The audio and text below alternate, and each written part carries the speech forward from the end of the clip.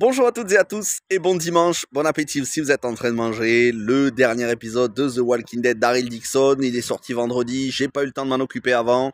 D'ailleurs, pour l'épisode 5 de mon arc, ce sera la semaine prochaine, je le ferai en même temps que l'épisode 6 parce que je peux pas tout faire en même temps, c'est impossible. C'est pas grave. En attendant, The Walking Dead d'Daryl Dixon, épisode final, 100% spoilers comme d'habitude, et c'est un excellent épisode, peut-être le meilleur épisode. Cette série est un petit miracle dans l'univers de The Walking Dead, il faut le dire, parce que les dernières saisons de The Walking Dead, même si elles étaient meilleures que au milieu de la série, il y avait eu un ventre mou à partir de la saison 7, surtout saison 8 et 9, même on peut dire la deuxième partie de saison 10. Ça avait quand même relevé le niveau avec la saison 11, mais c'est vrai qu'on n'était plus sur les grandes heures de The Walking Dead. Et ensuite, on a eu le spin-off Fear the Walking Dead qui s'est embourbé dans des saisons assez inutiles, sans saveur. Le spin-off World Beyond qui était inégal, mais qui apportait scénaristiquement des choses extrêmement importantes à l'univers, et notamment qui sera le prochain spin-off sur Rick et Michonne sera la continuité de World Beyond, donc World Beyond indispensable. Et on a eu le spin-off sur Negan et Maggie qui commençait, on va dire, plutôt moyennement pour moi et qui a très très vite relevé le niveau et qui au final a été une réussite. Mais The Walking Dead d'Daryl Dixon, c'est le meilleur spin-off à mes yeux et c'est un quasi sans faute, quasi, je vais vous dire pourquoi, parce que j'ai quand même un seul reproche à faire, un seul reproche sérieux. Parce que après, on pourrait pinailler sur des petites cohérences, on pourrait pinailler sur les stéréotypes sur les Français. Oui, il y a beaucoup de stéréotypes, peut-être un peu trop, mais c'est pas tant gênant que ça. Les personnages sont attachants. Non, je vous dirais, j'ai un reproche à lui faire et je vous le dirai à la fin de la vidéo. Alors, pour moi, cette saison a été un régal visuel. Déjà parce que les décors naturels, des décors que ce soit en Provence au début de la série, ensuite à Paris, et puis dans cet épisode au Mont-Saint-Michel, il y a une grosse vibe médiévale avec des châteaux, que ce soit au début dans ce couvent avec ces nonnes guerrières avec Clémence Poésie et d'autres, ensuite dans les catacombes de Paris, et puis au Mont-Saint-Michel, hein, cité médiévale, clairement, ça fait cité médiévale à la Game of Thrones. Donc, et d'ailleurs, je pense que les Américains nous envient nos monuments pour pouvoir y tourner.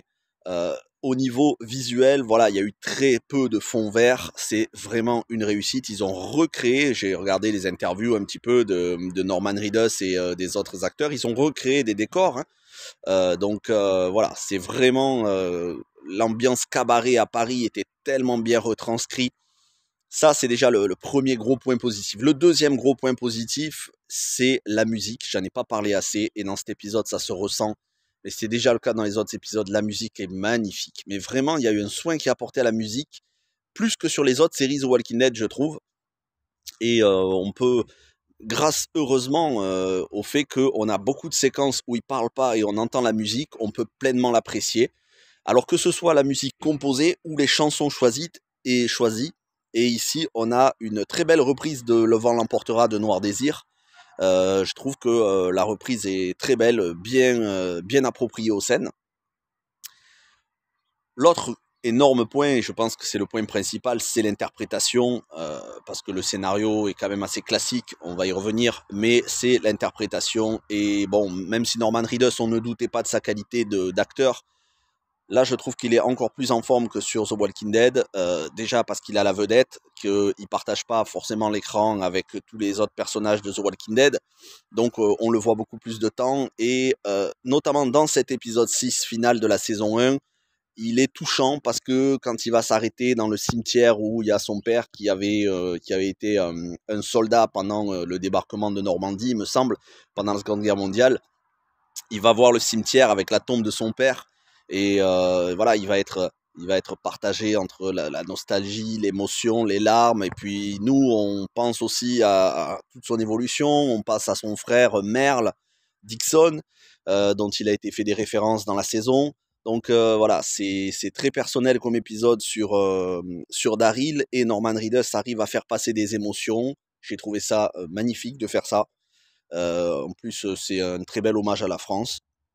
Franchement, c'était touchant. Clémence Poésie qui est formidable. n'importe quoi ce temps. Aujourd'hui, il fait tellement bon qu'il y a des moustiques, alors que la semaine dernière, il faisait froid. Clémence Poésy qui est formidable.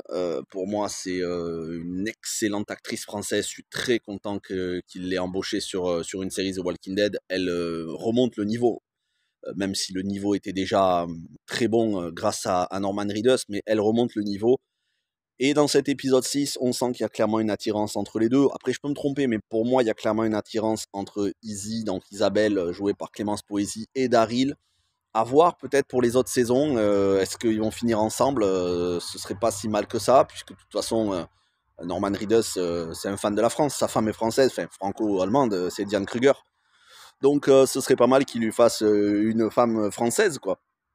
Voilà, on sait que Daryl avait été en couple avec Léa dans la saison 11, fin de la saison 10 et saison 11 de The Walking Dead. Ça s'était mal terminé. Pourquoi pas avec Isabelle, qui a quand même un caractère assez...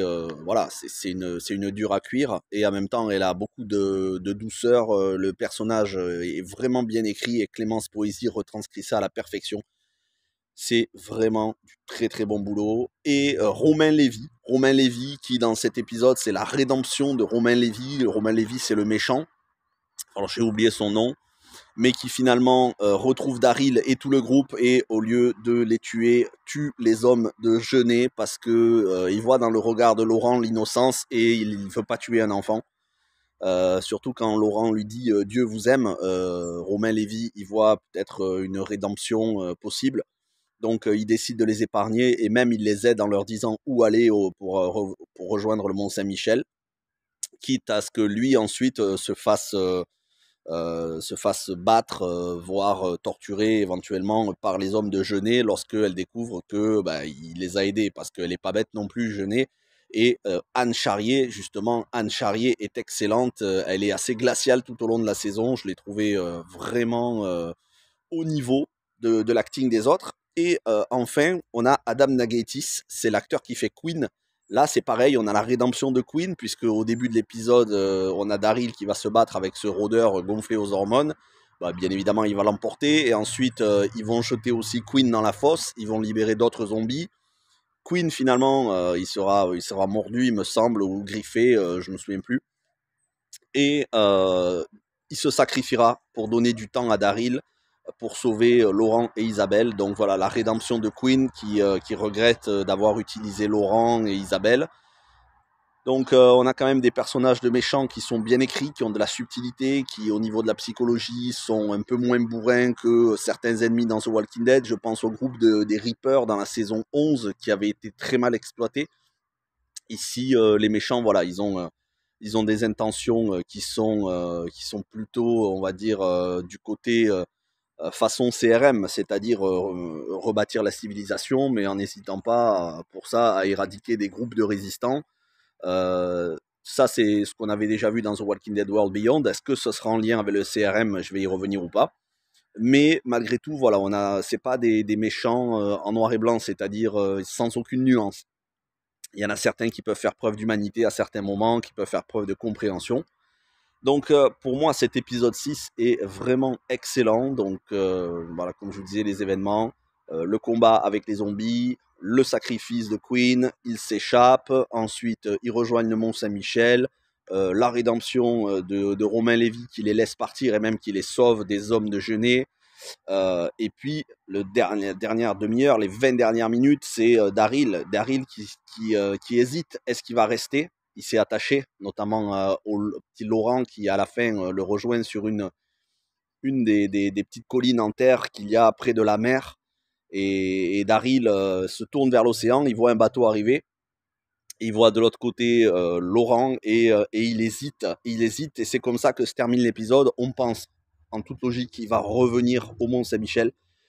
En tout cas pour le début de la saison 2, parce que voilà, il est attaché à ce petit, il est attaché à Isabelle, et il sait très bien que de toute façon, il retrouvera toute sa famille au Commonwealth. Et la dernière scène qui me semble est post-générique, ou alors c'est la dernière scène juste avant le générique, c'est Carole. Et là, ça fait tellement plaisir, parce qu'on l'avait entendu dans l'épisode précédent, ou dans 2 épisodes précédents, je sais plus. Il me semble dans l'épisode précédent, on avait entendu qu'il parlait avec elle à la radio. Et là, on voit Carol aux États-Unis qui est sur les traces de Daryl. Elle retrouve la moto de Daryl, moto qui a été récupérée par un biker quand Daryl a été fait prisonnier dans le bateau dans l'épisode précédent. Donc Carol qui va être sans pitié avec ce biker, qui va pas hésiter à le démonter à coups de clé à molette pour interroger, pour savoir d'où est-ce qu'il a pris sa moto, et qui va l'enfermer dans un coffre, et qui ensuite va prendre la moto et s'en va pour rejoindre Daryl. Est-ce que c'est une scène du passé, et du coup le bateau qui arrive à la fin de l'épisode, il y a Carol à l'intérieur? C'est possible. Ou alors ça se passe en parallèle. Peu importe, Carol sera dans la saison 2. Ça a été confirmé. La saison 2, ça s'appellera The Book of Carol, donc The Walking Dead, Daryl Dixon, The Book of Carol. En tout cas, c'est le titre pour l'instant. Et Carol va revenir. Parce que normalement, elle devait être là depuis le début, mais Melissa McBride, à l'issue, donc l'interprète de Carol, à l'issue de The Walking Dead, voulait rester un petit peu dans sa famille. Elle voulait pas tout de suite tourner en Europe, loin de sa famille. Elle venait d'enchaîner plus de 10 ans de The Walking Dead. Donc, ça s'est fait pour la saison 2. C'était une évidence qu'elle rejoindrait Daryl. Et ça a même été confirmé. Alors, je ne pourrais pas vous dire si c'est confirmé, mais normalement, c'est en plus que rumeur. Il y aurait une saison 3 qui se passerait en Espagne, toujours avec Daryl et Carol. Est-ce qu'il y aura une saison 3? Est-ce que ça se passera en Espagne? Je pense qu'il y aura une saison 3 parce que la saison 1 a très bien marché, que ce soit en France ou aux États-Unis. Elle a eu des bonnes critiques. La saison 2, elle est d'ores et déjà en cours de tournage. Ça, c'est sûr. Hein, même de toute façon, ils avaient annoncé une saison 2 avant même la fin de la saison 1. Et pour la saison 3, il faut espérer. Après, qu'on ne nous reparte pas sur 10 ans de The Walking Dead Daryl Dixon. Parce qu'il ne faut pas l'oublier, le but, c'est de nous donner des réponses. Et c'est le point négatif pour moi de cette saison 1.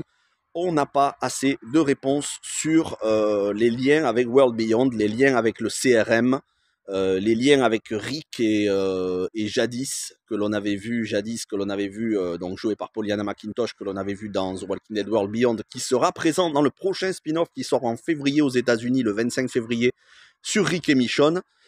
On n'a pas assez de liens pour moi avec Rick et Michonne, on n'a pas assez de liens avec le CRM, on n'a pas assez de réponses sur les origines de l'épidémie, sur un éventuel vaccin, alors que y avait possibilité, hein, il y avait vraiment possibilité avec ce petit Laurent de se dire peut-être qu'il est immunisé. Après, ce sera peut-être pour la saison 2, hein. Mais voilà, ça fait beaucoup de peut-être.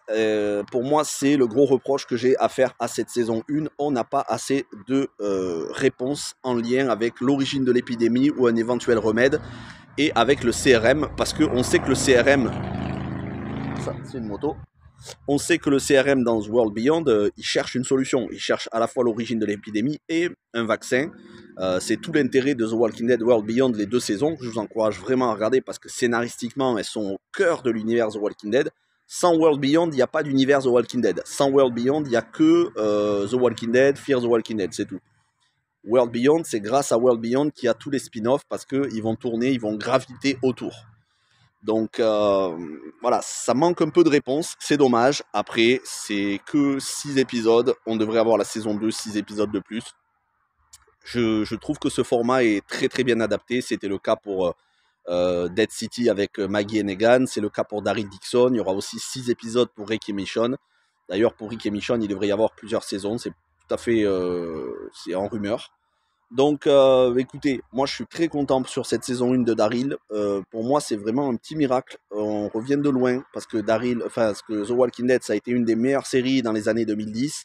Puis ensuite c'est vraiment descendu énormément en qualité, c'est remonté en dents de scie.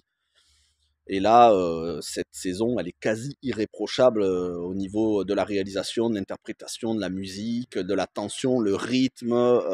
Voilà, 6 épisodes, c'est vraiment une très bonne idée de ne pas avoir étiré tout ça sur 16 épisodes, voire plus. Donc j'ai vraiment hâte à la fois de voir la saison 2 et de voir Rick et Michonne, en espérant qu'il y ait une diffusion française le 25 février, en même temps qu'aux États-Unis, et qu'ils ne se foirent pas comme ils se sont foirés un peu pour Daryl, puisque nous on l'a eu après la diffusion US, alors que c'est une série qui se passe en France. Il faut espérer qu'ils ne refassent pas la même erreur avec Rick et Michonne et qu'on ait une diffusion simultanée aux États-Unis et en France. Voilà ce que je pouvais vous dire. N'hésitez pas à me dire ce que vous avez pensé de cette saison, quels ont été vos moments préférés. Et éventuellement, il se peut que je fasse une petite vidéo best-of des moments préférés de Dead City, de Daryl Dixon. Dites-moi si ça vous intéresserait d'ailleurs, une petite vidéo en voix off avec des images où je vous dise mes moments préférés de ces nouveaux spin-offs de Dead City, de Daryl Dixon, en attendant le 25 février qu'on ait Rick et Michonne. Voilà ce que je pouvais vous dire. Passez un bon dimanche. N'hésitez pas à aller voir les dernières vidéos que j'ai faites sur Pax Massilia, la série Olivier Marchal sur Netflix, et Le Monde après nous, toujours film sur Netflix, mais cette fois-ci un film apocalyptique avec Julia Roberts. Merci à toutes et à tous. Je vous donne rendez-vous la semaine prochaine.